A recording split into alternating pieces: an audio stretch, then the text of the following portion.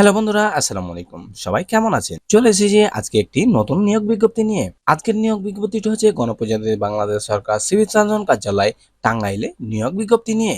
নিয়োগ বিজ্ঞপ্তিটি প্রকাশিত হয়েছে 6/5/2024 খ্রিস্টাব্দে।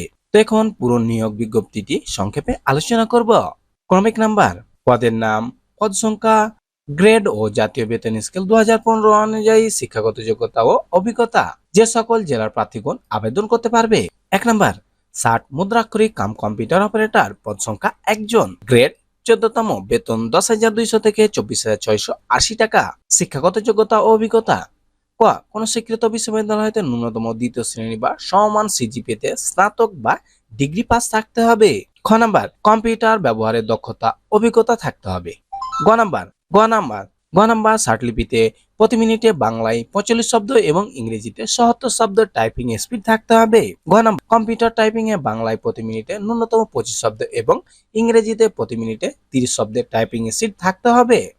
তো বন্ধুরা, এই বিজ্ঞপ্তিটি শুধুমাত্র টাঙ্গাইল জেলা প্রার্থীদের জন্য বরাদ্দ, অন্য কোনো জেলার প্রার্থীগণ আবেদন করতে পারবে না। 2 নাম্বার, পদের নাম পরিসংখ্যানবিদ, পদ সংখ্যা 8 জন, গ্রেড 14তম, বেতন 10,200 থেকে 24,680 টাকা।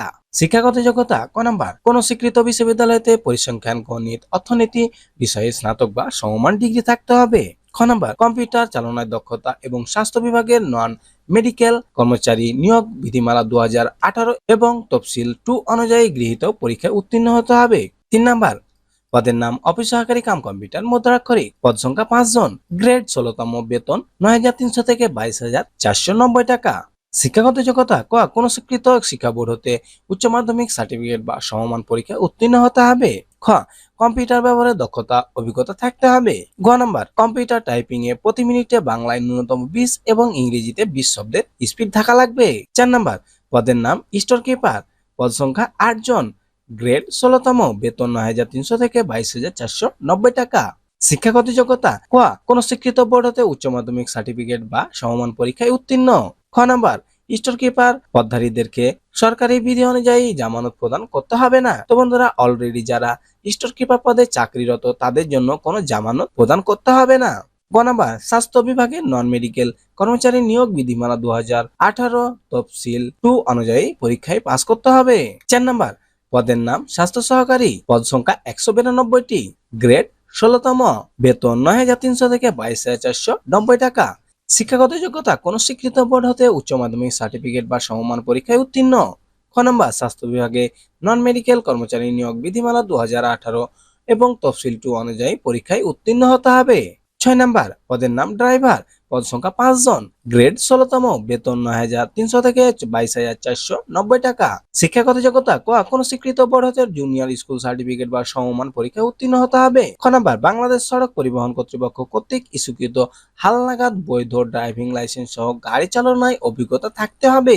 আবেদনের শর্ত ও বিশেষ নির্দেশনাবলী, নিয়োগ বিজ্ঞপ্তিতে বর্ণিত পদসমূহে নিয়োগ ক্ষেত্রে সরকারি কর্তৃক জারিকৃত সর্বশেষ বিধিমালা অনুযায়ী নিয়োগ দেওয়া হবে। আবেদনের বয়স সীমা 9/5/2024 খ্রিস্টাব্দের তারিখ। বয়স, মুক্তিযোদ্ধা এবং প্রতিবন্ধীদের ক্ষেত্রে 18 থেকে 32 বছর এবং সাধারণ প্রার্থীদের ক্ষেত্রে 18 থেকে 30 বছর। অনলাইনে আবেদনপত্র পূরণ সংক্রান্ত নিয়মাবলী বা শর্তাবলী, সময়সীমা। পরীক্ষা অংশগ্রহণে ইচ্ছুক ব্যক্তিদেরকে cs.tangail.teletalk.com.bd ওয়েবসাইটে প্রবেশ করে আবেদন ফর্ম পূরণ করতে হবে। অনলাইনে আবেদন পত্র পূরণ ও জমা দানের শুরুর তারিখ 9/5/2024 সকাল 10 ঘটিকা থেকে এবং আবেদনপত্র জমা দানের শেষ তারিখ ও সময় 29/5/2024 খ্রিস্টাব্দ বিকাল 4 ঘটিকা পর্যন্ত।